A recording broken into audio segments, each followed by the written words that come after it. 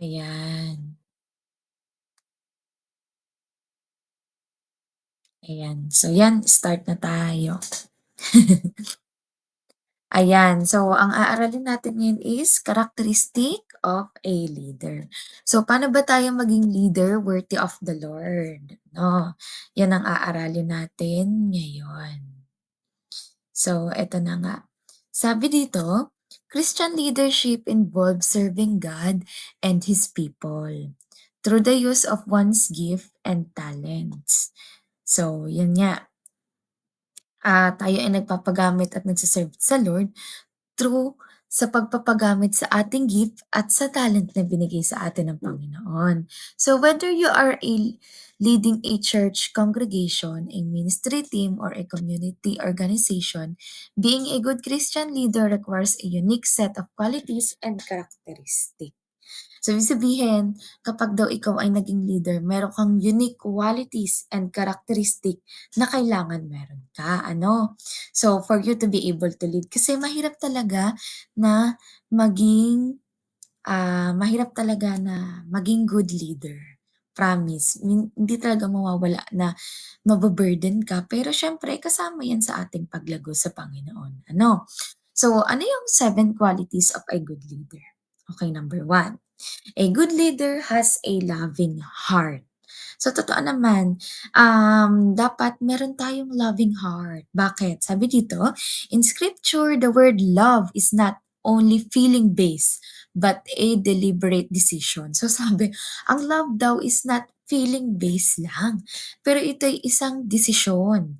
Kasi kapag feelings lang siya, 'di ba? Ang feelings kasi nagbabago.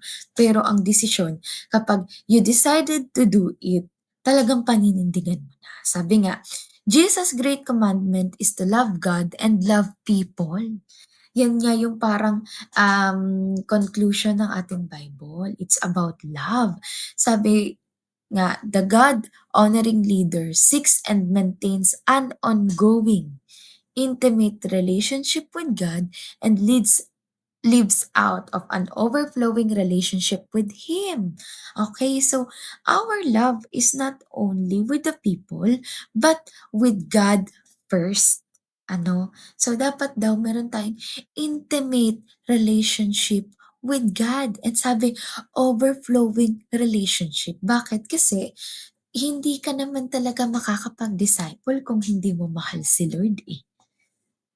'Di ba? Sabihin natin mahal mo yung tao, pero kung hindi mo mahal si God, hindi mo siya madi-disciple, 'di ba?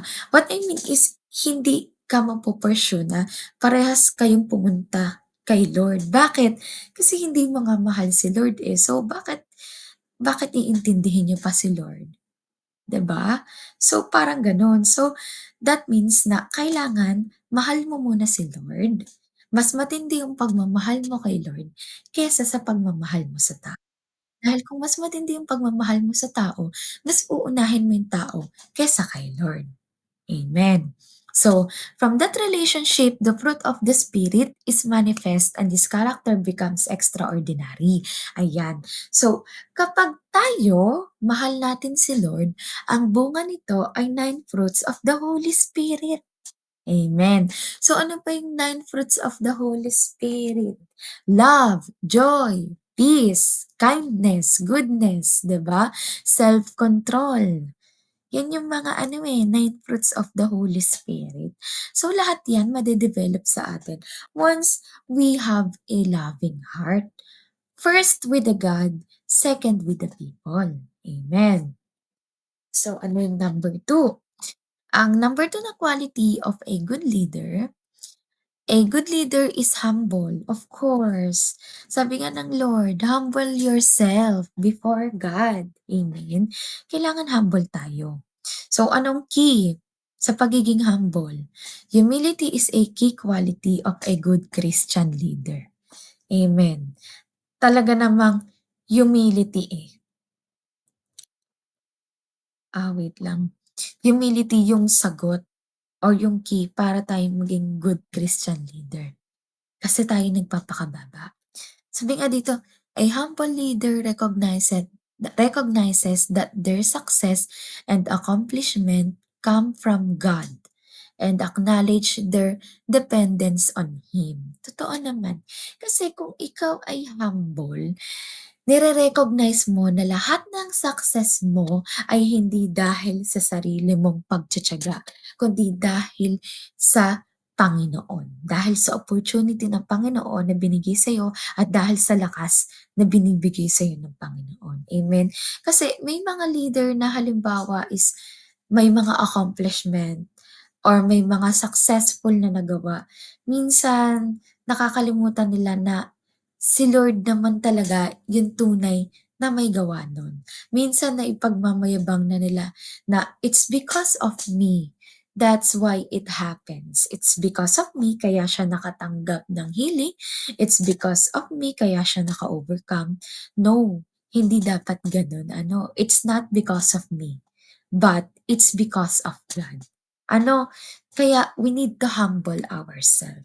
Wala tayong pwedeng ipagmayabang kundi ang Diyos lamang. Amen? So, kailangan sa leader, hindi tayo mayabang. Pwede lang tayo maging mayabang kung ang pinagmamayabang natin ay ang Diyos. Pero kung ang pinagmamayabang natin ay sarili natin, we are not worthy to serve the Lord. Amen. So sabi nga dito, they prioritize serving others over their own personal gain and seek to use their gifts and talents to further God's kingdom. So, sabi dito, mas pinaprioritize nila ang pagse-serve sa iba, okay. Hindi ito yung pagse-serve na nasa tao lang ha. I mean, siyempre kaya mo ginagawa yun is for God. So, ang ibig sabihin nito ng pagse-serve is yung pagdi-disciple natin, yung pagsama-sama natin sa gawain ng Panginoon, yung ano bang ginagawa natin 'pag nagdi-disciple, 'di ba? Talagang pinupuntahan natin yung tao, nagbibigay tayo ng time para maging together with them, we're building relationship with them, we're mentoring them, isinasama natin sila sa gawain. Kumbaga mas inuuna natin ang iba kaysa sa ating sarili. Amen. So, gano'n, we need to humble ourselves. So, sabi nga, mas inuuna natin na mag-gain sila kaysa sa mga sarili nating kagustuhan. Amen. At mas inuuna natin yung gawain ng Lord kaysa sa mga bagay na gusto natin. Kasi we need to die from ourselves. Later on, madi-discuss natin yan. So, ano yung number 3? A good leader is obedient. Of course, we need to be obedient. Kasi kung tayo hindi masunurin, ay siya, hindi tayo pwedeng maging leader. So sabi dito, the obedient Christian leader lives for an audience of one and seeks to be a wise and faithful steward. So yan, lives for an audience of one. O, 'di ba? Ano yung audience of one? So tayo, bilang isang Christian leader, tayo ay sumusunod sa Panginoon, sa nag-iisang Panginoon. No, hindi tayo gumagawa para magpakitang tao sa maraming tao. Kundi ginagawa natin dun dahil sa iisa nating Panginoon. Amen. And sabi nga dito, seeks to be wise and faithful steward. So dapat tayo ay nagiging faithful, no? Sa paglilingkod natin sa Panginoon. Sabi dito, a doer of the words. Yan. Napapatunayan natin tayo ay obedient kung ginagawa natin yung salita ng Panginoon. At sabi dito, he applies God's principle to everyday business decision. Ayan. Kaya nga doer of word Meaning, ina-apply natin sa pang-araw-araw nating buhay. Sa lahat ng ginagawa natin, sa lahat ng decision natin, ina-apply natin ang word of God. Amen. So, he realizes the importance of pursuing holiness and practice self-discipline. Ayan, sabi dito, he realizes the importance of pursuing holiness. So ano ba pag sinabi natin pursuing holiness?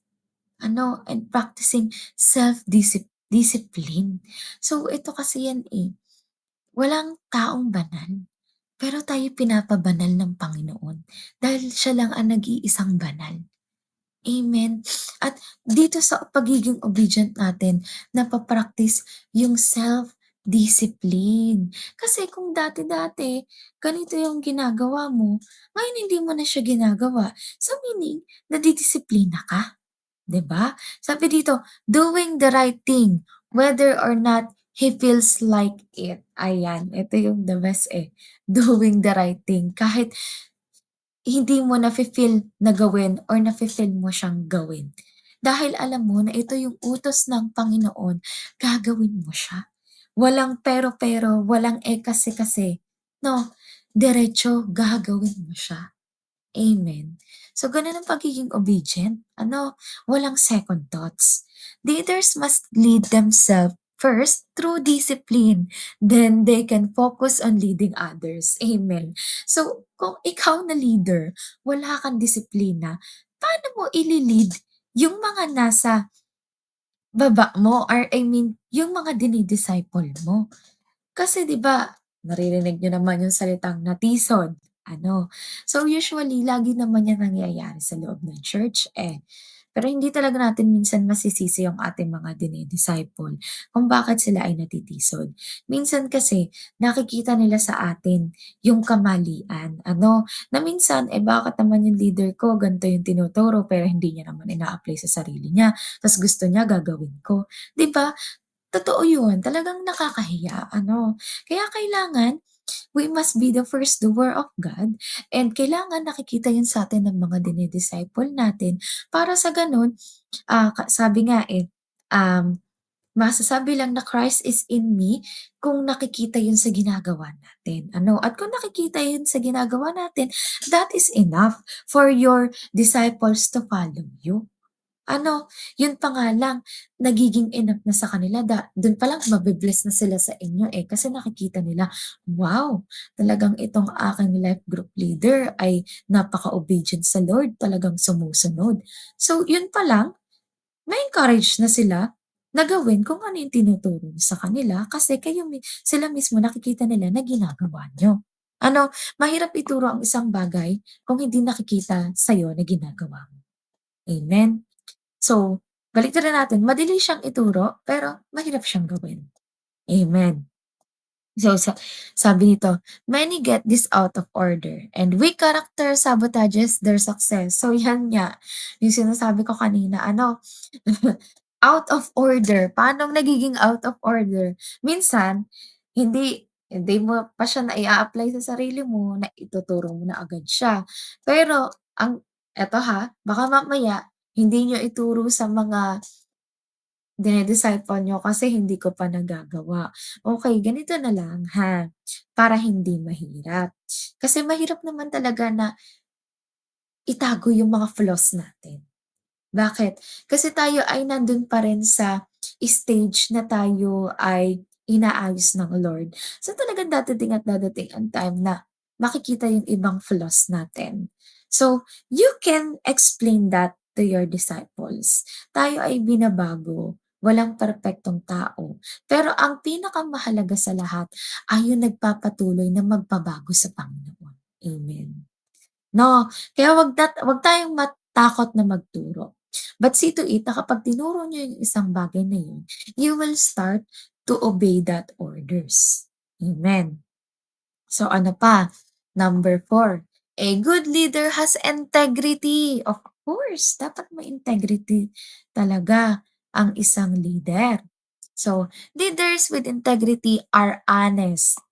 Oo, honest daw ha, hindi liar, honest. Trustworthy, mapagkakatiwalaan, and consistent in their actions and words. Ayan. Kapag sinabi nating integrity, sabi dito, consistent with their actions and words. Ibig sabihin, kapag nagbaba ka sa mga dinidisciple mo, okay, ganito yung gagawin natin. Kailangan consistent. Ano, hindi pa bago-bago. 'No, kailangan may paninindigan ka at pangangatawanan mo kung ano yung binaba mo sa kanila. For example, sabi mo, "Magkikita tayo ng ganito, meron tayong fellowship." Then, kailangan susundin mo yun. Ano, kasi kung halimbawa nagbaba ka ng gano'n tapos biglang sabihin mo sa mga dini-disciple mo hindi ka makakapunta, pero ikaw yung nagyaya, ano sa tingin mo yung mafe-feel ng mga dini-disciple mo, 'di ba? Maano sila, "Ano ba 'yan, yayayain kami, nag-cancel na kami ng iba naming gagawin tapos kung sino pa yung leader siya pa yung nag-cancel ng gagawin na 'to," 'no? So dun pa lang, tisod na ang inyong mga dini-disciple, ano? Hindi lang yon, for example, sabi niyo, devotion daw kami, devotion, pero siya 'di nagde-devotion. Ano? So gano'n, we need to show them. 'No? We need to have integrity. Kailangan consistent tayo sa mga binababa natin. For example, ikaw ay chairman ng church. Ano, sinabi niyo, kailangan ang practice natin 3:00. Kailangan magkikita tayo dito ng 3:00 para maglinis. Kailangan 3:00 magkikita tayo kasi may meeting tayo. O tapos dumating ka 5:00. Where's the integrity? Ano, kailangan may paninindigan ka sa sinabi mo, sa binitawan mo. Amen? So, they are committed to doing what is right and just, even when it is difficult or unpopular. Ito pa, having an integrity, kailangan ginagawa mo yung tama at justful. Ano, kahit mahirap. No, kailangan gagawin natin kung ano yung tama at justful sa paningin ng Panginoon, hindi sa paningin ng tao. Amen. The Christian leader achieves real integrity only when he's completely aligned with the will of God. Ayan. So magkakaroon lang tayo ng integrity, tunay na integrity kung ang ating mga ginagawa ay align sa will ng Panginoon. So alam naman natin kung ano ang will ng Panginoon. So kung hindi mo alam ang will ng Panginoon, read the Bible. Para malaman mo kung ano yung kalooban niya. Hindi mo pa rin alam, pray to God. Para malaman mo kung ano yung kalooban niya. Hindi mo pa rin alam, ask for signs. Lord, ano ba ang aking gagawin? Ano ba yung will mo sa buhay ko? Hindi mo pa rin alam, wait for the opportunity that God has planned for you. Amen. So, courageously exercise self-discipline and is empowered by the Holy Spirit. Ayan. Kaya sabi ko sa inyo, ang disiplina ay kalakip ng integrity. No? At tayo, ang nag empower sa atin is the Holy Spirit. Kaya nga siya yung nagsiserve as guidance natin para malaman kung ano ang tama at mali. Alam niyo yung parang, narinig niyo na yung sinasabing conviction of the Holy Spirit. Alam mo yung parang kinoconvict ka, yung parang may something sa puso mo na nagsasabing, gawin mo to, sabihin mo to, i-share mo to. Kapag ka ganon, kino-convict ka na ng Holy Spirit. Amen.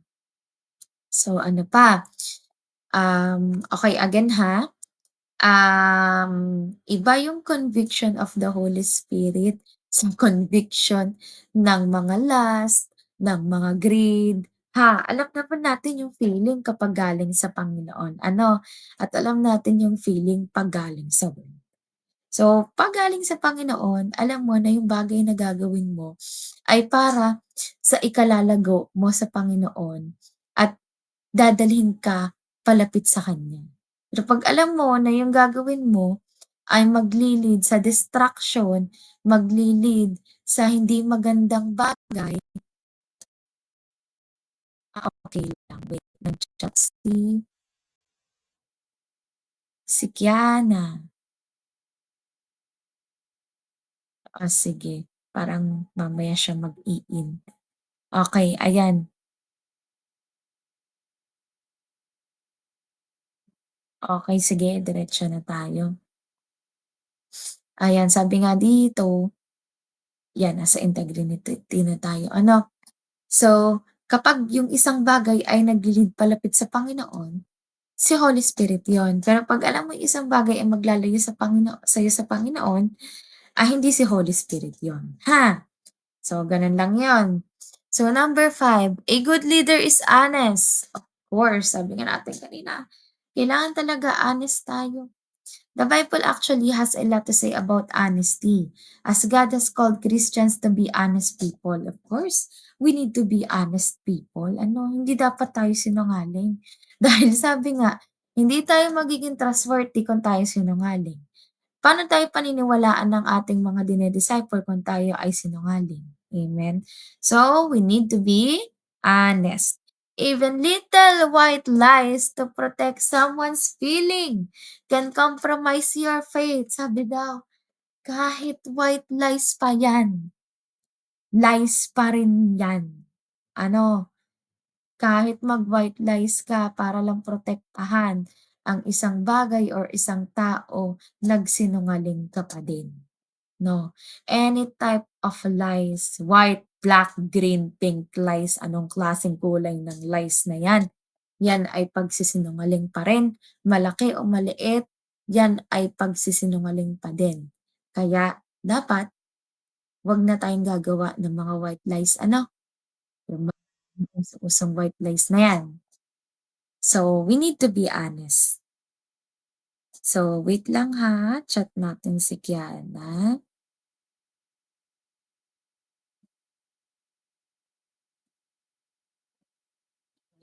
Wait.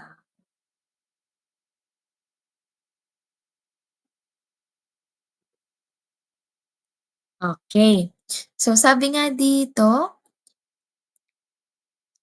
remember that speaking and living the truth help those around us come to the truth. Christ said that He is the way, the truth, and the life. Of course, living the truth. Kapag ikaw ay namumuhay sa katotohanan, no, yun din yung, makikita sa'yo. I mean, eto kasi yung sabi ni Christ, eh, "I am the way, the truth, and the life." Siya ang katotohanan. Ano yung katotohanan kay Kristo? Siya ang salvation. So kung tayo ay namumuhay sa katotohanan, tayo ay dapat mamumuhay sa salvation na si Kristo ang ating Diyos at tagapagligtas. Sabi nga dito, again, living the truth, help those around us came to the truth. So, kung isinasabuhay at isinishare mo ang katotohanan about sa kaligtasan, makakatulong yon para ang mga tao sa paligid mo ay mabuhay din sa katotohanan. Amen. Ano pa? A good leader has a godly wisdom. Ayan. Godly wisdom or what we called the Solomonic wisdom. Kailangan daw pag ikaw ay leader ay meron kang godly wisdom. Sabi dito, a good Christian leader also has wisdom. They are able to discern God's will and make sound decision based on His guidance. Sabi dito, able to discern God's will. So, dapat dito sa wisdom, diyan nade-develop yung discernment mo. So, nade-discern mo diyan kung ano yung dapat mong gawin. Ano? So, with the help of the guidance of the Holy Spirit. So, through the godly wisdom, diyan tayo nakakagawa ng mga decision natin. Ano? So, they are open to feedback and input from others. So, meaning open from feedback. Kasi ganito, 'pag leader ka, hindi puwede na hindi mo pakikinggan yung mga dini-disciple mo. Halimbawa, may feedback sa'yo si disciple, whether if it's negative or positive, we need to accept it. Ano, and then you will decide, for example, sinabi ng iyong disciple is, "Dapat kasi ganito sis, eh, kasi kapag ganyan yung ginawa natin sa pinalano mo, baka ganito yung mangyari." So, ikaw na leader, pakinggan mo, i-check mo din kung tama pa rin ba yung pinaplano mo. Kasi baka ginagamit na ni Lord yung disciple mo para itama yung mga plano natin. May time na ganyan, eh. Kaya dapat open tayo sa mga feedback at sa mga suggestion ng mga dine-disciple natin. Hindi yung puro na lang sasabihin mo, "Hindi, ako ang leader mo, dapat, ganito yung gagawin mo." Oo, tama na hindi ka nila dapat pangunahan, but you need to listen to their suggestions. Amen? Ano pa sabi dito, "And they are willing to admit when they are wrong." 'Yan. Kapagka nag-feedback sa'yo ang iyong disciple na mali, may nagawa kang mali, huwag ka namang magagalit. Ako leader mo, bakit sasabihin mong mali ako? Oh, 'di ba, 'wag gano'n 'no. Dapat, we should admit kung tayo nagkamali, tayo magpaka-humble. Oo. O sabihin mo sa disciple mo, "Salamat. Salamat sa pagtatama. Tayo naman ay tinutuwid ng Lord ano, walang perpekto." So again, we need to be humble. Amen. So ano pa, they seek to grow in their knowledge and understanding of God's word and apply it to their leadership and decision making. So kailangan um, more on Bible reading tayo kasi nga leader na tayo eh. Anong i-share natin sa mga dinidisciple natin kung mismo tayo hindi nagde-devotion at hindi nagbabasa ng Word of God. So, ayan, dito pinagbubulay-bulayan natin yung Word of God, ina-apply natin sa buhay natin, at higit sa lahat yung Word of God, ina-apply natin sa leadership natin at decision making. Ano? So, kung paano nagli-lead si Pablo kay Timothy at sa mga taga-Kolosas, sa mga taga-Korinto, at kung paano nag-lead si David sa Israel, si Moises sa Israel, si Solomon sa Israel, ay makakapulot tayo ng aral dun. Ano? Kung paano sila nag-lead.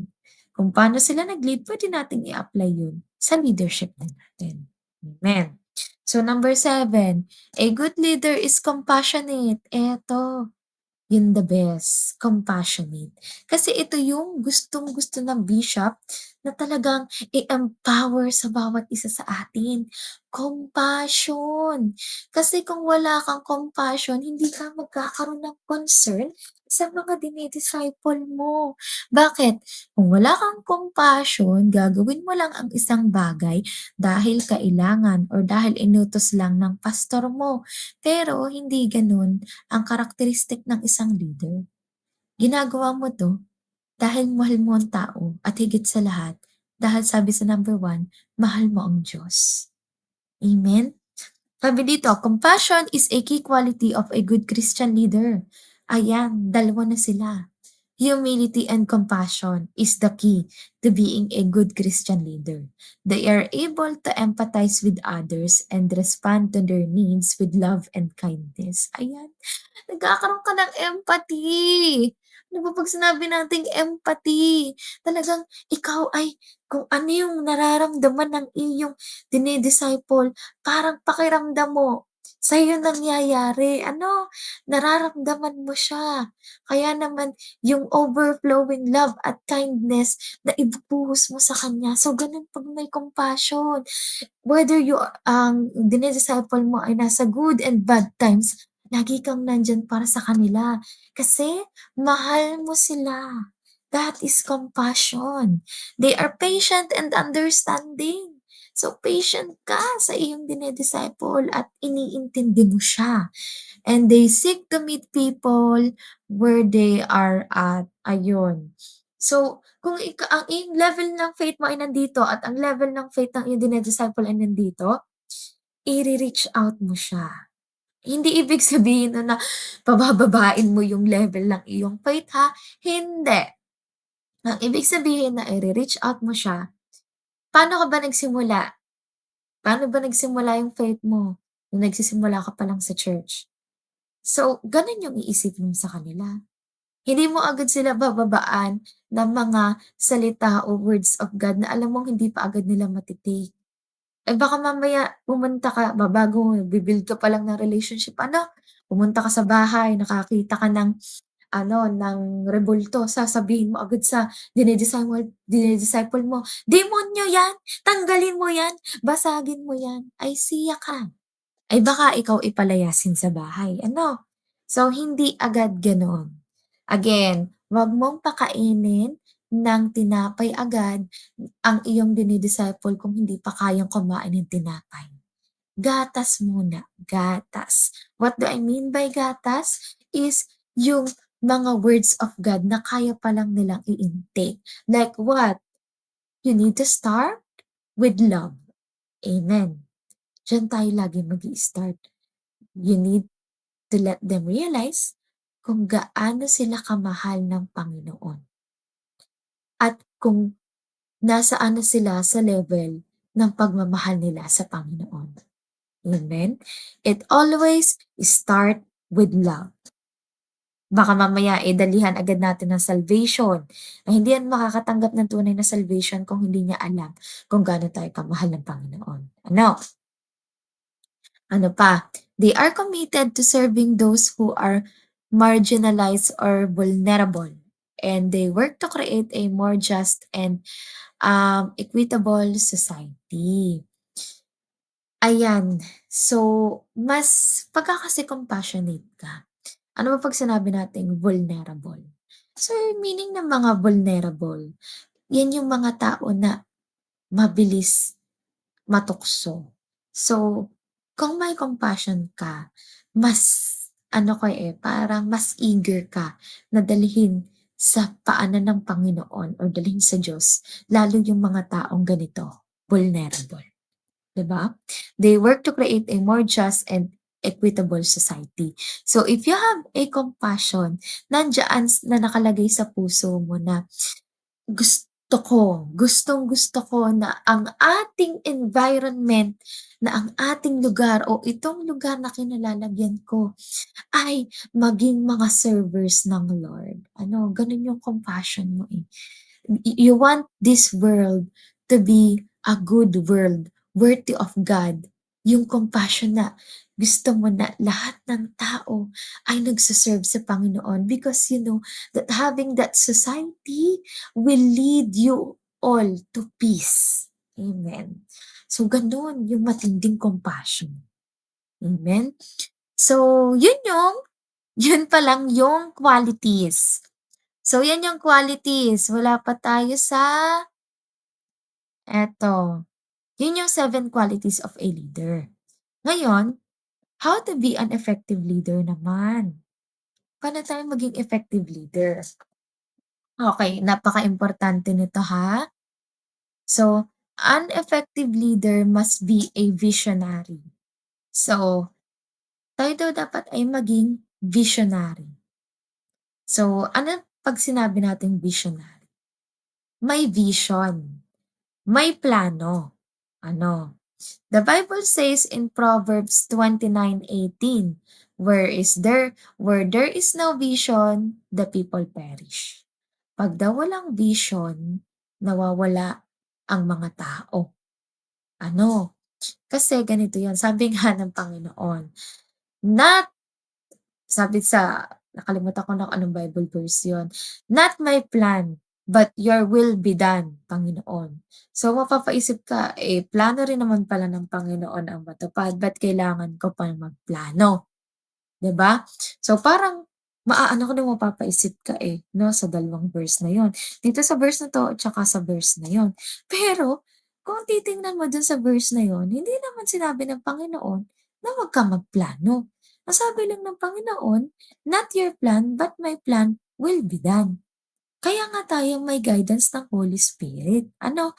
Kasi gina-guide niya tayo para yung ipaplano natin naka-align sa plano ng Panginoon.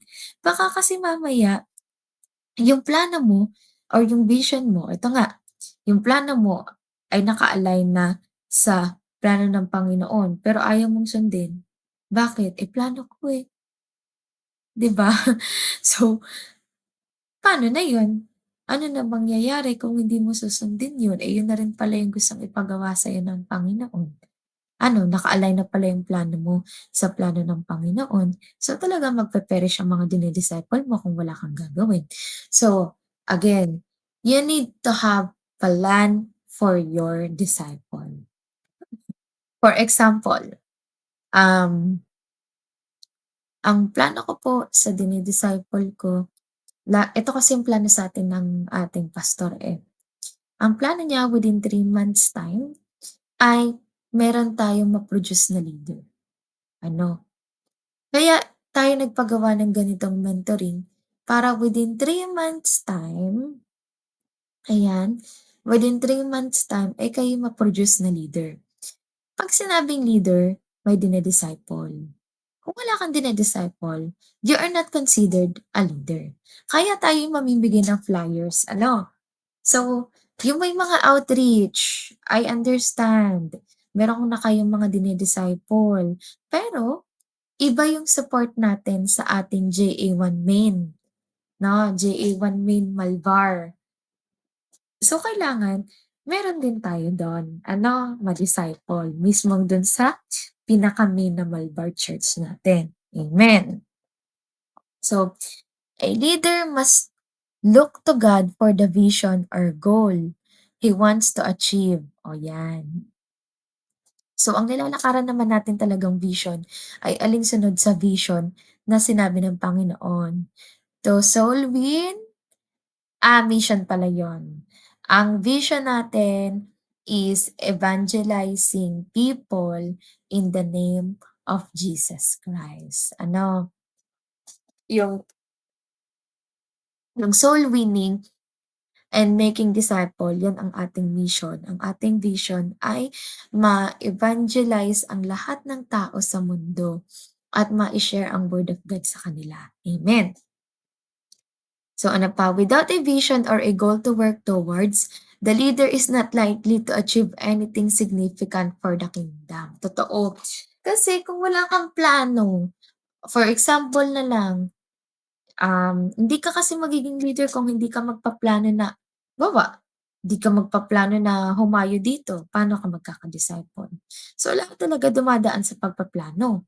So, for example ngayon, I plan to go to ano, to ganito, to sister's house. Plano ko na pumunta kila ganito para mag-build relationship. So, ang tawag dun intentional ano, intentional discipleship ano. Tapos plano ko kapagkatapos namin na maka-build ng relationship, kahit papaano ma-share-an ko na siya ng word of God. Plano ko kapag nasha-share-an ko na siya ng word of God at kaya na, i-invite ko na siya sa church. Plano ko kapag na-invite ko na siya sa church, isali ko siya sa mga gawain sa ministry para naman maranasan niya or ma-impart ko sa kanya kung ano yung ginagawa namin sa loob ng church. Ano, so mga gano'ng pagpaplano, amen? So, dapat kapag ikaw ay leader, marunong ka magplano, amen. May vision ka. So, ano pa, malapit na palang mag-close ang ating, GMeet. Later magse ulit ako ng, link. Number 2, ito pa pala, sorry. A leader must be able to communicate and articulate that vision in a way that inspires and encourages others to come along with them. Ito. Ang vision mo as a leader. Okay, ganito ha. Siyempre, we are trying to produce another leader sa ating mga dine-disciple. So meaning, yung ating vision dapat share din natin sa mga dine-disciple natin. Ano? And dapat itong vision natin na share natin nakakapag-inspire at nakakapag-encourage sa kanila para magpatuloy sa Panginoon. Baka kasi mamaya ang bini-vision mo na ay hindi na maganda, ay hindi na talaga will ng Lord 'yan. So, kailangan itong mga vision natin nakakapag-inspire at nakakapag-encourage. Amen. So, ano yung number 2? An effective leader must be mission-minded. 'Yan, mission-minded daw. Okay. Wait lang ha, tinitingnan ko kung ma-e-extend. Hindi na pala ma-e-extend. Okay.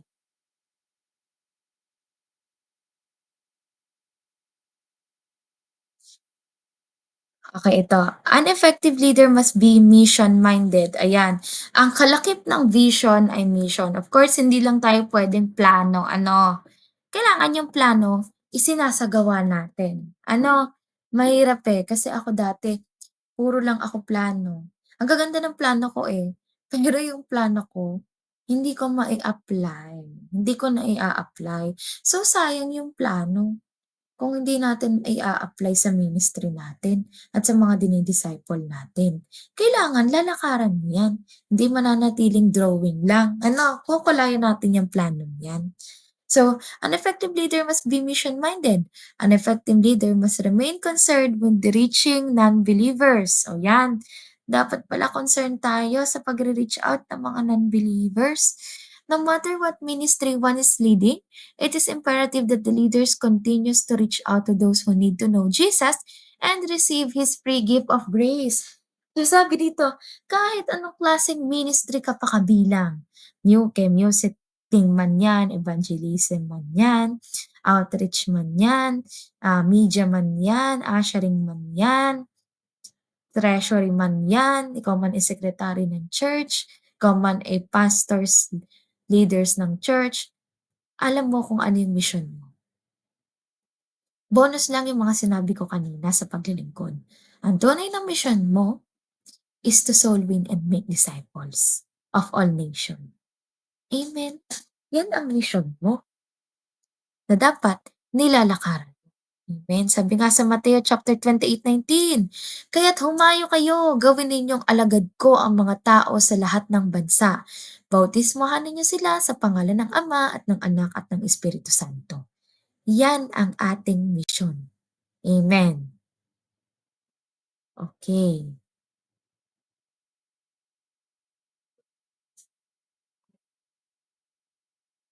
Ay, ayan yan, sorry. Number 3, siguro hanggang dito lang tayo for today. An effective leader must be passionate. So, as a leader, you must care deeply about your ministry and be committed to it. Of course, you need to be passionate. Ano, para maging effective leader ka, dapat passionate ka sa ginagawa mo. No, kung wala kasi yung passion, ano yung magda-drive sa'yo para gawin yung isang bagay? Compassion at passion, magkadikit yung dalawang yan. So, yung passion, yan yung ano, eh, kagustuhan mong gawin yung isang bagay. 'Pag sinabi kasi nating passion, ginagawa mo yung bagay na yun dahil masaya ka at na encourage kang gawin kahit hindi sinasabi ng iba na gawin mo. Kasi nga may passion ka. As a leader, you must care deeply about your ministry and be committed to it. Ano, kung ano man yung ministeryo na ipinagkaloob sa'yo ng Panginoon, dapat maging committed ka dun. Hindi yung kung kailan mo lang gusto mag-commit, saka ka lang magko-commit. Ay wala nang ganyan sa pagse-serve sa Panginoon. And once you start na mag-serve sa Panginoon, wala nang likta-likudan yan. Dire-diretso na yan. Ganun yung bigat ng paglilingkod sa Panginoon. Ano, hindi yung 'pag ayaw mo na, titigil ka na, ayaw mo na. Hindi gano'n ang paglilingkod. No, ang paglilingkod hangga't nabubuhay ka, maglilingkod ka. Baka mamaya sabihin mo, "Ayoko na ngang maglingkod, gano'n pala kahirap 'yun." Whether you like it or not, 'yan talaga ang gusto ng Panginoon sa atin, maglingkod tayo for a better life and for a better future and for a better world.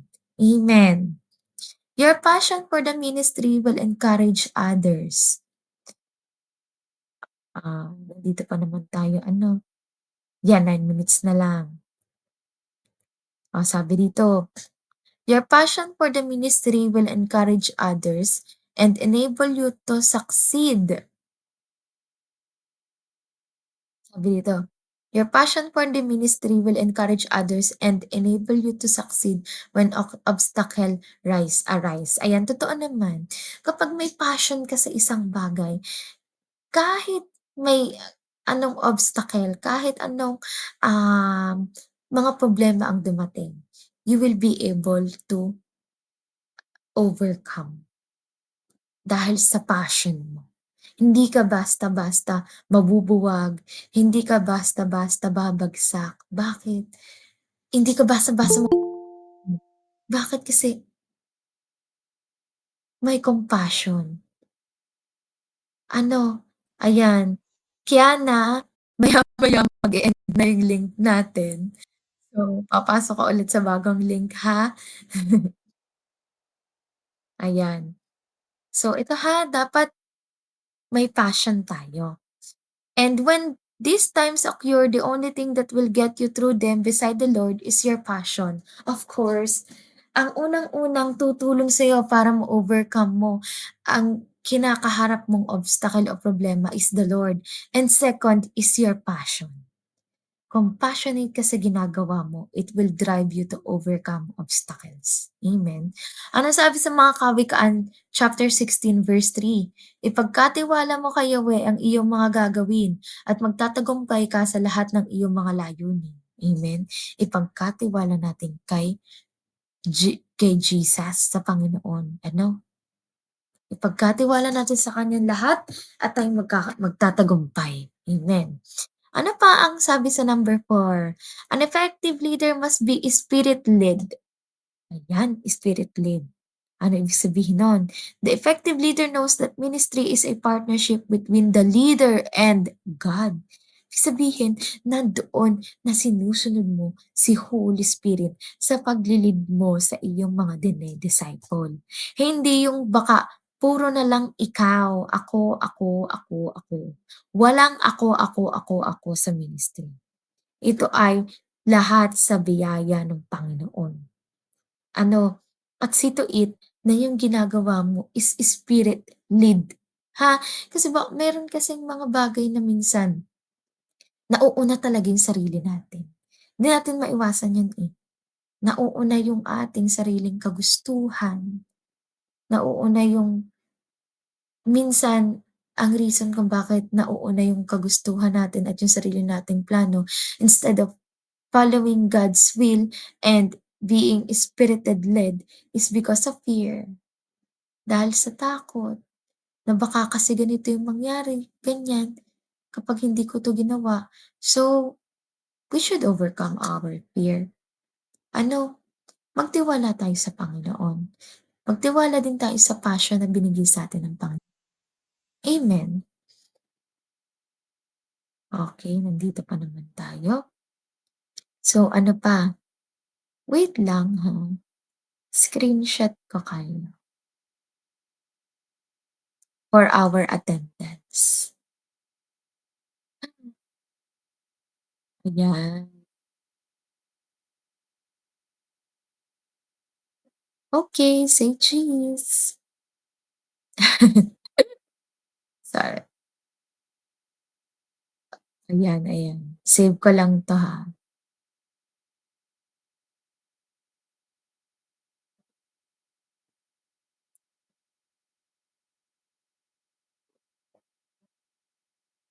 Medyo mabagal ang ating computer. Ayan, finish na. Okey, saan na tayo? Ayan. So, God gives us our part to do and then He does His part. Yes, may part na may pinapagawa sa atin ng Panginoon at may part na siya na yung gagawa. So, tayo yung first step and the second, third, and so on steps, yan ay sa Panginoon na. But we can never work alone or trust in our own power or abilities, of course. Sabi nga ng Panginoon, do not lean on your own understanding. Amen. So, sa lahat ng gagawin natin, kailangan i-consider natin ang Panginoon. An effective leader also knows that they must seek God first in all they do to make sure they are in the center of His will and purpose for their ministry. Kaya nga tayo nananalangin eh, di ba? We seek God's guidance, we seek God's leadership. Ano? Para mapanunuan natin yung mga dinidisciple natin. Amen. Anong sabi sa John 15 verse 5? Ako ang puno ng ubas at kayo ang mga sanga. Di ba? Siya ang puno ng ubas, tayo ang mga sanga. Ang nananatili sa akin at ako sa kanya. Ang siyang nagbubunga ng sagana sapagkat wala kayong magagawa kung kayo'y hiwalay sa akin. So tayo daw ay mamumuna lamang ng sagana kung tayo ay nasa sa Panginoon at ang hiwalay sa Kanya ay walang magagawa. Amen. Lagi niyong tatandaan, ang Panginoon ang ubas, we are just the vines. Kaya nga, di ba, lagi natin sinasabi tayo maging daluyan ng pagpapala ng Panginoon dahil siya ang puno. Tayo ay sanga lamang na dinadaluyan niya. Amen. So again, an effective leader kailangan ay spirited led. Seek God first in everything we do, especially about leadership. Number 5. Nandiyan pa kayo? Okay, nandiyan pa. Number 5, an effective leader must be a servant. Of course.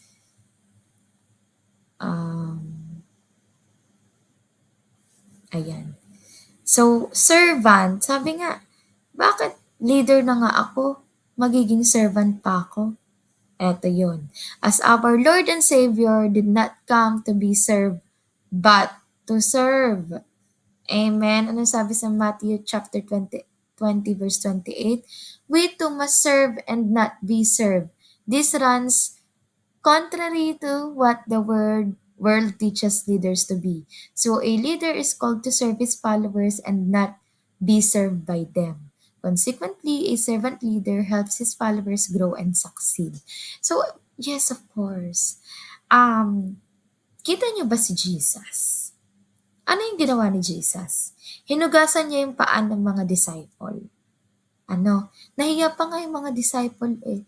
Panginoon, bakit kailangan mong hugasan na aming mga paa?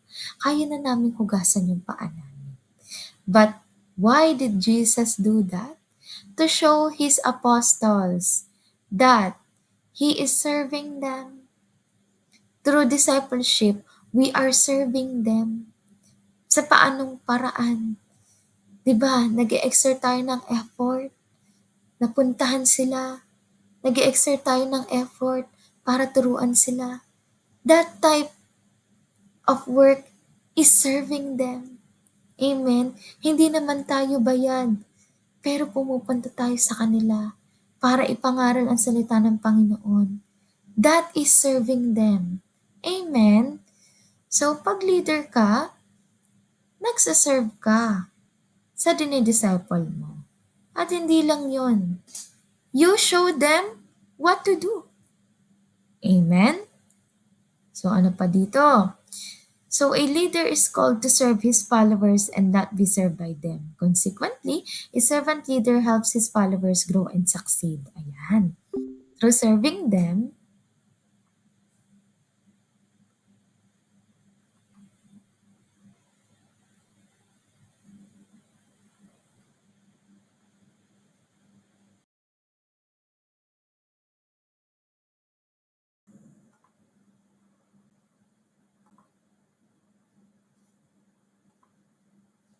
ayan, admitted na. Ayan, hello, hello. Ay, nawala si Kiana.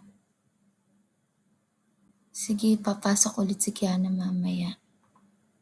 Okay yan, sige. Diretso na tayo para tayo ay matapos na agad. Okay, so, ayan. Ayan, admit na natin si Kiana. Ayan, okay. So, number 5. Yan, di ba nga? So, ano sabi sa Mateo 28, chapter 20, verse 28? Sapagkat maging ang anak ng tao ay naparito, hindi upang paglingkuran, kundi upang maglingkod at ialay ang kanyang buhay sa ikatutubos ng marami. Amen. So, paano naglingkod si Jesus? Through serving his disciples and serving others. Ano ba yung mga ginawa ni Jesus dito sa lupa, 'di ba? Nag-disciple siya. After niya mag-disciple, ano pang ginawa niya? Nagpagaling siya. He shows miracles and wonders sa mga tao. That's kind of serving others. Amen. So, pag leader ka, you also serve others. Hindi lang lagi gusto mo ikaw yung paglilingkod, ano? Dapat maglilingkod ka rin sa mga dinidisciple mo. Amen. Ano yung number 6? An effective leader must be focused. Ayan. Eto yun eh. Minsan kasi kaya hindi tayo maging effective leader kasi hindi tayo focus. Ano? So, a leader often has many responsibilities and duties to carry out in their position. Ayan. Marami naman kasi talaga tayong mga responsibilities at duties, lalo na kung chairman ka sa loob ng church, no? Marami kang kailangan gawin, ganyan, duties and responsibilities. Pero laging mong iset na hindi lang ito basta duties and responsibilities or obligation. This is your commitment with God. So you need to stay focused. Ano, yung iba baka magsabi, nakakapagod na kasi eh. Alam nyo, sa paglilingkod sa Panginoon, hindi dapat tayo napapagod. Bakit? Napapagod, kasi ganito yun eh, napapagod ka lang sa isang bagay kung hindi ka na masaya. Kung wala na yung joy, wala na yung love, wala na yung passion, ano, yun yung ikinakapagod natin eh. Pero, pag nandun yung joy, nandun yung love, nandun yung passion sa ginagawa mo, gustong gusto mo yung isang bagay na ginagawa mo, hindi ka makakaramdam ng pagod. Sa halip, ano yung mararamdaman mo? Saya. Ikaw ba? O sige, sabihin na nating single tayo, ano. Pero yung ikaw, nagkaroon ka, may nililigawan ka, ano. Sa panliligaw mo, kahit anong mangyari, kahit umuulan, kahit bumabagyo, pupuntahan mo matuloy lang yung date nyo. Ano gagawa at gagawa ka ng paraan?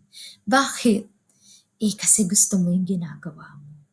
At kahit anong mangyari, hindi ka makakaramdam ng pagod. Kasi gusto mo yung ginagawa mo. Amen. Kung yun nga, nabibigyan mo ng oras, what pa sa gawain ng Panginoon? Lagi niyong ilalagay na ang pinakatuktok ay ang Diyos. Kaya lahat ng may kinalaman sa Diyos at gawain na may kinalaman sa Kanya, that is the highest of all. Amen. Kaya pag sinabi niyo, pagod na ako, ganyan, ganyan. Again, check your heart. Baka wala na yung passion mo. Wala na yung love at joy sa ginagawa mo. Oo, nandiyan na, nagkakasakit tayo, ganyan. Pagod. Kaya nga tayo humihingi ng biyaya at kalakasan sa Panginoon. Amen? Pero alam mo kasi sa sarili mo eh, pag sinabi mong pagod na ako, alam mo yung meaning nun. Wala na yung passion. Wala na yung love and joy. Kaya, pray to God na Lord, ibalik mo yung first love ko sa'yo. Amen. Ano pa? It is critical for a leader to avoid being distracted by issues unrelated to their vision and mission. Of course, maraming mga bagay na nagde-distract sa atin para magawa natin yung ating vision at mission sa church, sa Panginoon, sa tao. Ano? Katulad na lang ng mga K-drama. Distraction yan. Ano? Instead na magagawa ka ng devotion, mag-K-drama ka na lang. O kaya naman yung pag-i-scroll nyo sa Facebook, sa TikTok, sa Instagram, sa Twitter, ano pa bang mga platform ang meron tayo sa YouTube. Yung mga paglalaro nyo ng games na kumakain ng oras nyo. Ano? Yan yung mga kinds of distraction para hindi natin magawa or maset yung mission at vision natin. Hindi naman masama yung paminsan-minsan. Pero kasi pag alam mo na yan yung kumakain sa oras mo at minsan nagsishare yan ng thoughts sa'yo para iwanan mo yung mission at vision mo. Kapatid, ay wag iwanan mo na. Wag mo nang gawin. Ano? Kung alam mo na ito'y sagabal para sa paglilingkod mo sa Panginoon. Leader ka na. Huwag ka nang magpabebe. Ha? Huwag nang kailangan lagi na lang i-encourage ka pa ng mentor mo para gawin to, gawin yan. Gusto ko kasi may nag encourage sa akin para gawin to. Lord is enough to encourage you. Although we leaders is still encouraging you para ma-set on track, pero ikaw mismo sa sarili mo ang higit sa lahat na mag encourage sa'yo para mag-stay sa mission at vision ng Panginoon. Amen? Nandito kami, secondary encouragement mo. Pero ang unang-unang mag encourage sa'yo ay ang Panginoon at ang sarili mo. Amen. When your vision and mission are clear, it is easier to stay focused on the goals God wants you to accomplish for the kingdom. Amen. Kapag clear ang mission at vision mo, to ha? Kailangan clear ang mission at vision. Kailangan ang vision mo hindi pa bago-bago. Ha? Pag leader ka, baka mamaya, hala, parang hindi naman ito mag-workout eh. Baguhin na natin. Ayaw ng Lord na pabago-bago ang isip. Eh kahit din naman ako. Halimbawa, sabi mo sa akin, gusto ko ng ganito. Maya-maya, bibilhin ko na ano para sa'yo. Ay, hindi pala ito na lang. Ay, hindi ito na lang. Ay, hindi ko na rin alam kung ano ibibigay ko sa'yo. Ay, ganun din ang Lord. Eh, paiba-iba ang mission mo, paiba ang planong gusto mong gawin. Paano ko yun i-allow na mangyari? 'Di ba? But again, God has His own will. Kasi baka mamaya magkaroon kayo ng confusion sa dalawang yan. Eh baka kasi hindi will ni Lord tong vision na to, eh kaya babaguhin ko eh. Again, kung ang vision mo, yan ay magdadala sa'yo sa Panginoon. Kaya ano nga sabi kanina sa karakteristik ng isang leader? Has integrity. Dapat may paninindigan ka sa vision na ibinaba mo lalo na sa mga dinedisciple mo. Panindigan mo yung vision na yun. Ano? Lalo kung ito hindi naman makakasama at maglalapit pa nga sa inyo sa Panginoon. So, kailangan clear ang vision at mission na gagawin mo para kung ano yung vision at mission na yon, lalakaran mo yon. Amen. At kapag nalakaran mo yon, yan, dyan mo na makikita yung growth at napakasarap sa feeling mo. Na yung iyong nilalakaran ay nagkakaroon na sa katuparan. Amen. So ano pa? Sabi sa mga taga Filipos chapter 3 verse 13 to 14, mga kapatid, hindi ko ipinapalagay na nakamit ko na ito. Ngunit isang bagay ang ginagawa ko. Habang nililimot ko ang nakaraan at sinisikap na marating ang layuning nais kong makamtan, nagpupunyagi ako patungo sa hangganan upang makamtan ang gantimpala ng pagkatawag sa akin ng Diyos sa pamamagitan ni Kristo Jesus ang buhay na nasa langit. So sabi nga dito si Pablo ang may sabi nito eh. Sabi niya nga, hindi niya ipinapalagay na nagawa niya na or na nagtagumpay siya. Pero ipinapalagay niya na malalakaran niya yung mission at vision na yung vision na yun. Ano? At naniniwala siya na sa tulong ng Panginoon, ito ay mas iisa katuparan. At ang ating gantimpala ay ang Panginoon at ang mga tao na nasolve natin sa kanyang paanan. Amen. Sila ang ating gantimpala. Alam nyo, once you start to disciple, you are only an effective leader kung ang dinidisciple mo, nagde-disciple na din. Bakit? Kasi that means na na-empower mo sa kanya kung ano yung na-empower sa'yo ng Diyos. Ano? At kapag yung iyong dinedisciple, nakita mong lumalago, at siya ay nagdi-disciple na rin. Mga kapatid, ang sarap sa feeling. Promise, ang sarap sa feeling na dumadami na yung iyong dinedisciple. At ito yung magdadrive sa'yo para mas maglingkod pa sa Panginoon. Amen. And to be honest, alam nyo, itong ginagawa kong ito, every time na ako ay nagawa sa gawain ng Panginoon. Alam niyo ba, yung sadness, loneliness na nararamdaman ko dahil sa pagkawala ng tatay ko, alam niyo nawawala. Kapag ako ay gumagawa, may mga ganitong gawain, or nanonood ng mga preaching, or nag-encourage ng ating kapatiran, kapag doon ako nagfo-focus, nawawala yung loneliness at sadness ko. Bakit? Doon ko napatunayan na kapag ikaw ay nagawa sa ubasan ng Lord, talagang iba yung bunga, iba yung feeling. Amen. Ganun po yun. So, ano yung sabi ng, number 7 na tayo.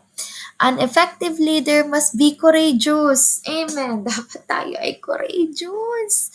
Dapat tayo may courage na gawin ng isang bagay. Kasi pag wala tayong courage, ay, para tayong lantang gulay. Ano lang tayo, masabihan lang ng konti na, ano ba yan? Hindi ka naman magaling. ano ba yan, ayokong pumunta sa church niyo, ay baka ikaw ay ano, panghinaan na agad at hindi na mag-disciple. Ano? So, isa sa pagiging leader, dapat ikaw ay courageous. No. Courage is the ability to stick to one's belief when they are under attack and to lead with conviction. Ayan, sabi na. So, courage daw. Courage, yan. Ability to stick to one's belief. Okay. Ano yung belief natin? We believe that we have Jesus. We believe about the salvation, na kailangan nating ipangaral ang salvation. We stick to that belief. And we believe that nothing is impossible with God. Ang ating belief ay yung nakalagay sa Bible. So, para tayong maging courageous, we need to stick with that belief. No matter what happens. Kasi sabi nga dito, when they are under attack, when we are under attack, and to lead with conviction. So, kailangan, kasi hindi talaga mawawala sa buhay ng Kristiyano eh, lalo na kung leader ka, yung atake na yan, because that is to test you. Ano, God allows that attack to test you kung tunay ka ba na paglingkod ng Panginoon. Ano, so, you need to be courageous and you need to have conviction of the Holy Spirit. No, you need to have, kailangan ikaw ay maging effective na mag-convict sa iyong mga dinidisciple. Ano, you will serve as their guidance. First is the Holy Spirit, second is you. Amen. The world is full of leaders who pander to the wishes of their followers. Ayan. Which is not really true leadership at all. Ayan. Meron daw mga leaders na parang pinagbibigyan ang kanyang mga disciple, ang kanyang mga followers. Siyempre, alam mo naman yun eh. Alam mo naman kung yung kagustuhan ng dinidisciple mo ay hindi na naka-align sa Panginoon. Ramdam mo yun eh. Yan ay i-reveal sa'yo ng Holy Spirit. And you don't need to tolerate that. Ano? So, you need to be courageous. Kahit mahirap, kailangan itama mo ang iyong mga dinidisciple. Stick to your belief with God. Amen? A leader with courage demonstrates that they are willing to step out in faith and to rely on God to equip them and give them the strength they need to do what God has called them to do. So we need to have faith with God. Ano, we need to demonstrate it to our disciples. Kung gaano kataas yung faith mo sa Panginoon. Kaya nga, di ba, may mga dinidisciple tayo na bless sa atin kasi ganun na lang yung katindi ng faith natin sa Panginoon. Ano, at makikita yan sa mga ginagawa mo. Kaya tayo nagiging blessing sa iba eh. Kasi nakikita sa'yo kung gaano ka kasipag mag-disciple. Nakakakita sa'yo kung gaano ka kasipag mag-a-attend ng mga gathering natin sa church para sa ikakalago mo, ikakalago ng bawat isa. Amen? So, kailangan ipapakita nyo. Hindi dahil kailangan lang ipakita, kundi dahil passion nyo na pumunta sa gawain, sumali sa gawain na may kinalaman sa Panginoon. Dahil alam nyo na yung mga gawain na yan ang mas lalong magpapagrow sa inyo. Amen. Kaya nga pag may mga gantong mentoring, don't hesitate to attend. Kasi yan ay makakadagdag sa pag-grow nyo sa Panginoon. Amen. Sabi pa dito, and to rely on God to equip them and give them the strength they need to do what God has called them to do. Ayan. So, we need to always rely on God. Ano? Again, godly wisdom. And we need to ask God, for our God to give us strength. No, kasi lagi naman, lahat naman ng strength kay Lord lang nanggagaling eh. Kung alam mo na ikaw ay nasa midst na ng hihina, then pray. Lord, give me strength. Nanghihina ako. Parang hindi ko na kaya. But with you, nothing is impossible. Amen.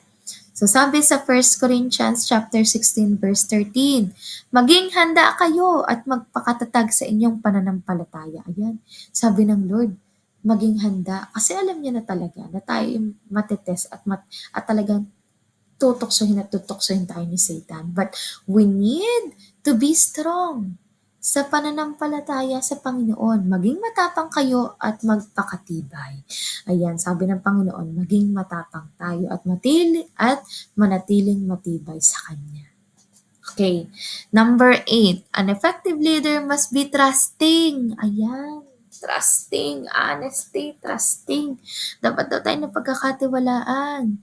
A leader trusts in God, who alone is faithful and true. So, kailangan daw, nagtitiwala tayo sa Panginoon. Kasi kung hindi tayo nagtitiwala sa Panginoon, what kind of leader are we? Diba? Ano yung, kung ano kasi yung nasa puno, siya rin ang bunga. Eh di ba ang puno natin ay ang Panginoon? So, ikaw ay tunay na bunga ng Panginoon kung ikaw ay nagtitiwala at naniniwala sa Kanya. Ganon din sa pagdidisciple mo. Ikaw ang puno nila, sila ang iyong bunga. Ngayon, kung ikaw, ano ang karakteristik mo bilang isang puno, ayun din ang mai-impart sa mga bunga mo. Kaya kung weak kang leader, hindi malayo na ang iyong mga dinidisciple ay maging weak din.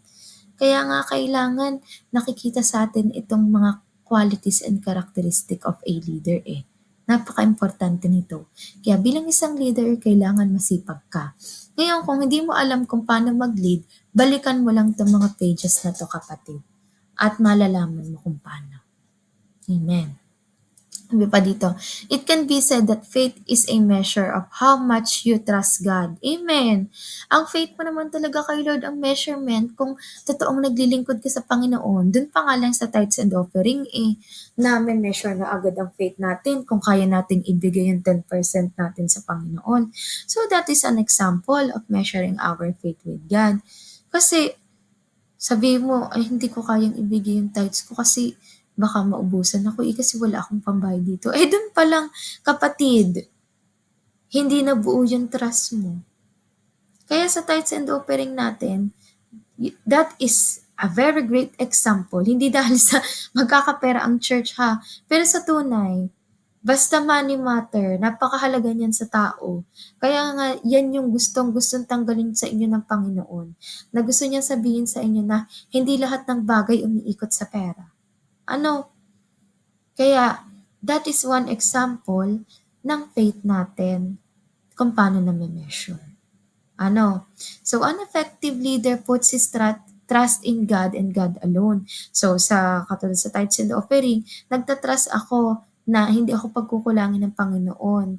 Kaya kahit marami akong utang, ibibigay ko yung para sa Diyos. Kasi alam ko na siya yung mag-fill out ng lahat ng utang ko. Parang ganon eh. Or lahat ng mga bayarin ko. Kasi gano'n naman talaga tayo minsan pagsasahod. Hala, pag nakita mo yung sahod mo, kinabahan ka pa, negative. No? Gagawin mo pa, uunahin ko munang bayaran lahat ng bayarin ko bago yung tithes ko. Minsan ganun eh. Sa halip na, ang una mong ihihiwalay ay yung tithes mo, at saka ka magma-minus-minus dun sa natira. Hindi eh. Ang gagawin mo muna, unahin mo muna yung mga expenses mo at kung ano na lang yung matira, doon ka na lang kukuha ng pang-tithes mo. Hindi pa 10%. No? So, maling thinking yun. So, in trusting God, we need to fully trust Him sa lahat ng gagawin natin. Kailangan, before the problem, tingnan muna natin yung solution. Ano na kayang ibigay ng Lord. Hindi yung nakatingin ka lang sa problema at nakatingin ka lang sa kaya mong gawin. Katulad nga, di ba kanina sabi ko sa tithes, inuna mo yung alam mong safe ka. Hindi mo inuna yung word of God. So kung sinasabi sa'yo ng word of God, di ganito ang gawin mo, ganito ang gawin mo. Magtiwala ka. Sasamahan ka ng Lord. Hindi ka niya iiwanan. Amen? Ano pa? And relies on Him to do what His Word has promised. Ayan. Kaya nga, di ba, naniniwala tayo sa mga promises ng Word of God. Ano? Kaya, dahil tayo naniniwala, tayo nagtitiwala. At dahil tayo nagtitiwala, ginagawa natin yun. Ano? Trust in the Lord with all your heart and lean not on your own understanding. Proverbs chapter 3 verse 5.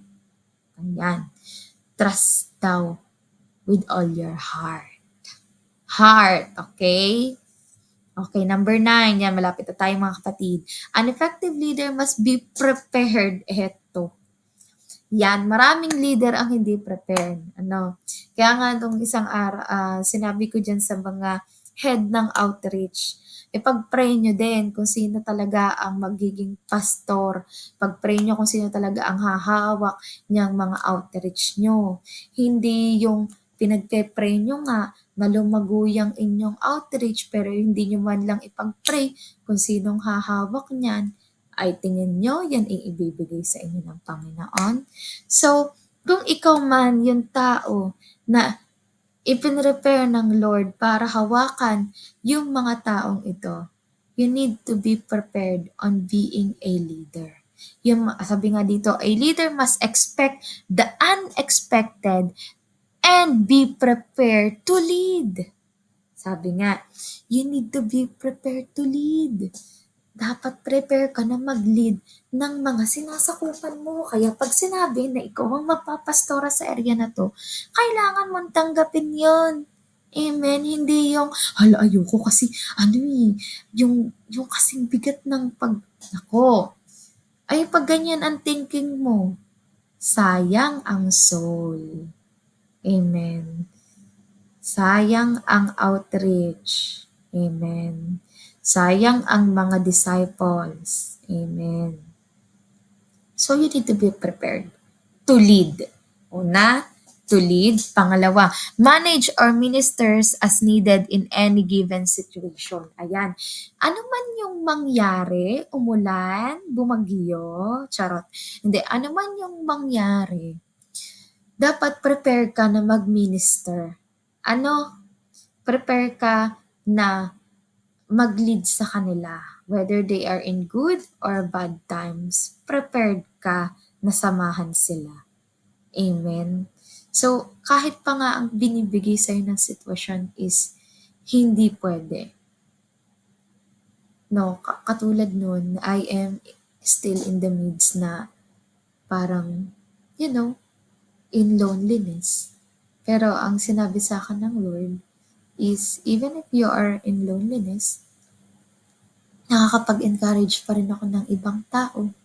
Nakakapag-mentor pa rin ako ng ibang tao. Eto, nagagawa natin tong mentoring na to. Kasi nga, yun kahit anong situation na meron ka, anong pagkakataon, if you really have a passion to serve the Lord, if you know to yourself that you are already a leader of God, then, pupursue mo lang yun. Amen. Now, tuloy lang tayo sa Panginoon. Sabi ko nga, ito'y ginagawa ko dahil ito yung nagbibigay ng kasiyahan sa akin. Nagtatanggal ng kalungkutan. Amen. Ano pa? Preparation takes sacrifice and planning ahead. Ayan. Totoo po yun. Kapag tayo'y nagpe-prepare to lead, alam niyo marami talaga nasa-sacrifice. Nasa-sacrifice dito more time. Of course, kasama na ang money. Kasi siyempre mamamasahe ka. Minsan, dahil sa matindi mong compassion, talagang gusto mo pang pakainin itong mga dinidisciple mo. Kasama talaga yan talagang marami kang sacrifices na ibibigay. Pero kapatid, si Lord ang magbibigay sa'yo ng gantimpala dyan sa mga sacrifices na yan. And planning ahead of time. Dapat talaga nagpaplano ka. Kung wala kang plano, people perish. So, kailangan magplano ka, ganito yung gagawin ko, ganito yung gagawin natin, para tayo ay mag-grow sa Panginoon. Amen. Virtually all successful leaders have had a major crisis that required their leadership. Ayan, so dito nga daw, ang mga leaders talaga nakakaranas yan ng mga krisis. Na dun sa krisis na ibinibigay sa'yo, doon nakikita kung paano mo i-handle yung isang bagay. Doon nakikita yung leadership mo. Kaya nga 'di ba, we need to be prepared. Pag ba nangyari yung isang ganitong pangyayari, yung isang ganitong bagay, anong gagawin mo? So do'n nakikita kung paano mo ili-lead yung people mo. 'Di ba si Moises, dami nangyari sa kanya bago sila nakalabas ng Ehipto. Ay do'n talaga ipinakita kung gaano ka-strong yung leadership ni Moises para mailabas ang buong Israelita na daming-dami. Na sabi nga ay nandun na sila sa ilang, hinahabol ng mga Ehipto ay nasa tubig. Eh di ga, paano sila dadaan doon? Eh di kaya ang itsura nun is sila na corner na. Pero talagang he still believes na sila ay ano, dahil sabi ng Panginoon, iaalis ko kayo sa Ehipto. Siya'y naniwala at hindi siya pinanghinaan na sila ay kahit sila ay mako-corner na at nasa likod nila ang at alam niyo yun kasi, ganito yun eh. Pag yung iyong pinamumunuan, nakakaramdam ng fear, alam niyo, hindi malayong manghina ka eh. Hindi malayong makaramdam ka ng fear eh. Ganyan yung mangyayari sa inyo. Lalo na sa mga nag-outreach dito ha, kung nararamdaman nyo na yung inyong ina-outreach ay may fear, minsan nakakaano yun, nakakahawa. Sa totoo lang, na parang hala, nakakahina na din. Pero hindi. You are a leader. Kaya ka leader kasi manghina man yung mga nililid mo. Kailangan mag-i-stay ka na nag-i-encourage at mag-i-stay ka na malakas. Amen? Kita niyo yung nangyari kay Moises? Kahit alam niya na hinahabol na sila ng mga Ehipto, na corner sila, may dagat, hindi nila alam kung saan sila pupunta, natatakot ng mga Israelita, nagpakita ba siya ng takot? No. He still believed in God. So dapat ganun tayo pag nangyari ang krisis. Kaya naman talagang nahati yung dagat. That is an impossible thing to happen. But it becomes possible to it is possible to God, but it becomes possible because of the faith of Moises. So dapat ganun tayo. Kahit nanghihina ang ating mga dinidisciple, wag mo samahan na manghina din. Ano, kawawa naman kayo. Dapat, kung nanghihina sila, ikaw ang maging kalakasan nila. Of course, lagi nating, kaya ka lang magiging kalakasan dahil ikaw ang daluyan ng pagpapala ng Panginoon. Huwag mong isipin na ikaw, ha? Again, humble yourself. Lahat ay biyaya ng Panginoon. Naging kalakasan ka lang nila dahil pinapalakas ka ng Panginoon. Amen. And being prepared for that situation is what allowed them to be successful. Ayan. Kaya daw, nagiging successful ang isang leader dahil prepared siya. Ano? Prepared ang isang leader. Ayan. So sabi sa 2 Timoteo chapter 4 verse 2, ipangaral mo ang salita ng Diyos, pagsikapan mong gawin iyan, napapanahon man o hindi. O yan, gawin daw, napapanahon man o hindi. Himukin mo at pagsabihan ng mga tao at palakasin ang kanilang loob sa pamamagitan ng matyagang pagtuturo. Ayan. So you need to encourage them. You need to empower them to share your courage to them. At maging matyaga ka sa pagtuturo sa kanila. Amen. Maging matyaga ka sa pag-encourage sa kanila. Kasi minsan sa pag-encourage, hindi yan makukuha ng isang salita lang. You need to do it multiple times. Until ma-realize nila that there's nothing to fear for because we have our God. Amen. And lastly, number 10, ayan. An effective leader must be opportunistic. Ayan, opportunistic. Ano sinabi natin pag opportunistic? Successful leaders are those leaders who are able to navigate through difficult time. Ayan, navigate to difficult times as well as take advantage of new opportunities. Ayan, kahit daw ikaw ay nasa difficult times, nandyan na as a leader, marunong ka mag-grab ng mga opportunities na ibinibigay sa'yo ng Panginoon. Ganito kasi yun eh. Mayroon na nangyayari na kahit ikaw ay nasa midst ng problema, kaya ka nakaka-overcome kasi may opportunity na inihahain sa'yo ang Panginoon. You need to know how to get those opportunity. So to get this opportunity, just trust on God's plan. At saka i-convict ka naman ng Holy Spirit kung tama ba na i-grab ko tong opportunity na to na inihahain sa akin ng Panginoon. Amen. Leaders should take advantage of opportunities God gives them today and not just plan for the future or stay stuck in the past. Okay. So sabi nga natin, 'di ba, kailangan may vision tayo, dapat pinaninindigan natin yung vision na 'yon. Pero ganito kasi 'yan, eh. 'Di ba, may paninindigan tayo sa vision na 'yon. And then may opportunity na binigay sa ang Panginoon. Grab that opportunity. Okay? And kung ano man yung vision mo, um, i-grab mo muna yung opportunity na yon, and later on, yung opportunity na yan ang bring back sa'yo papunta sa vision mo.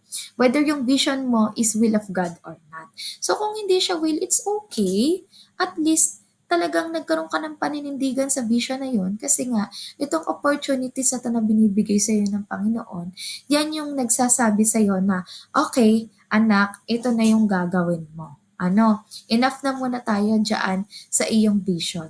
So, i-grab mo 'tong opportunity na ito kasi ito yung maglilig papunta sa akin. So, sa gano'ng paraan malalaman mo kung kailangan mo na ba talagang iwanan yung vision na yun.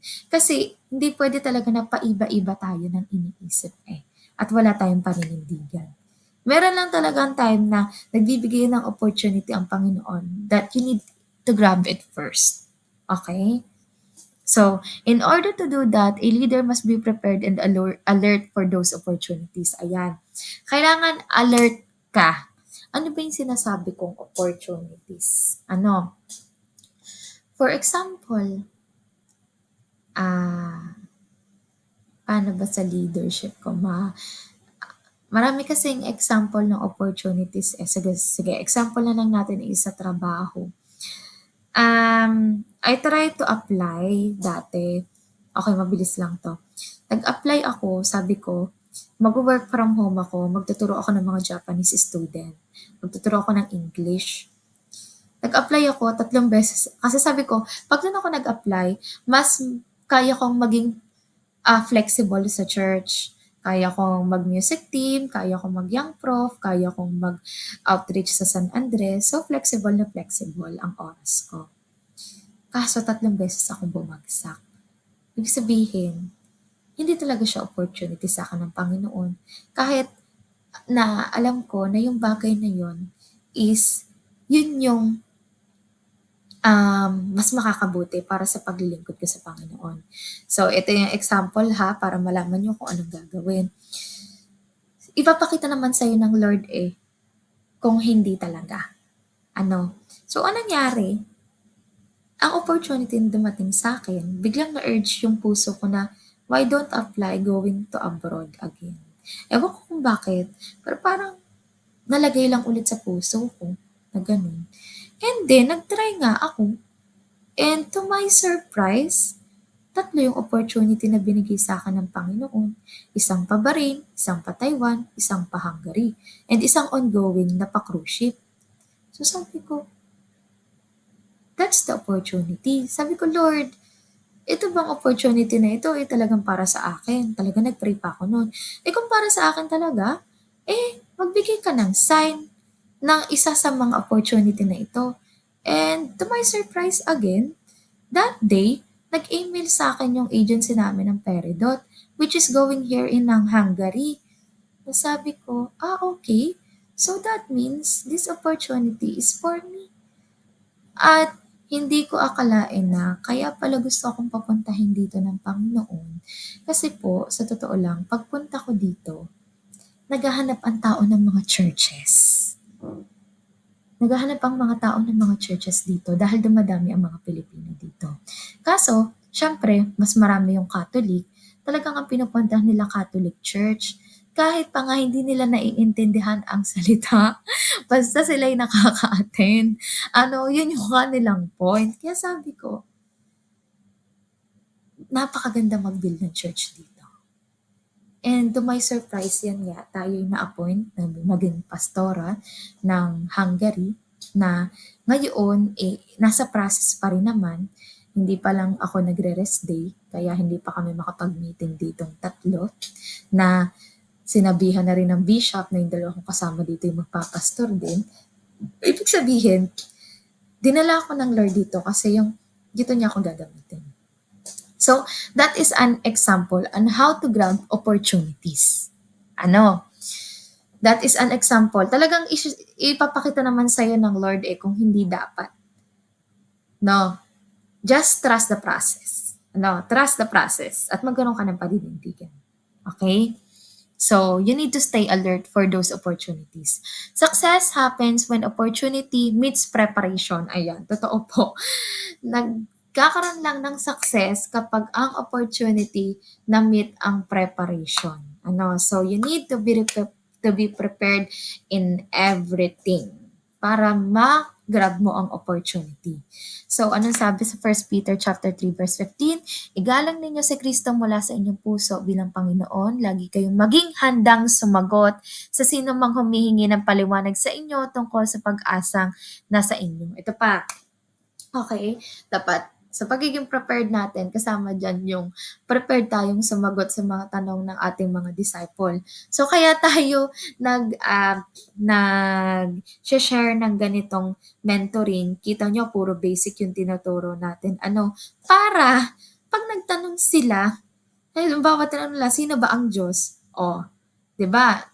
Na takal natin, who is God? May sagot na kayo, John 1:1, God is Word and Word is God. 'Di ba?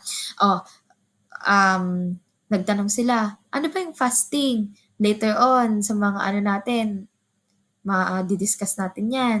Pati yung mga speak in tongues, mga deliverance, mga tithes and offering. At least, may share kayo. Ano bang kahalagahan ng devotion? O, paano ba mag-pray? O, ayan, share nyo yan. Amen. Kaya, itong mentoring na to, this is also a way to prepare you for your leadership. Amen.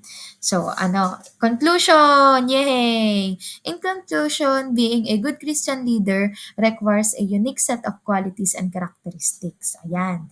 Yung mga nabanggit natin kanina, yun ang dapat na meron kayo. Including humility, integrity, vision, compassion, wisdom, and courage. Halos dyan umiikot ang karakteristik ng isang leader.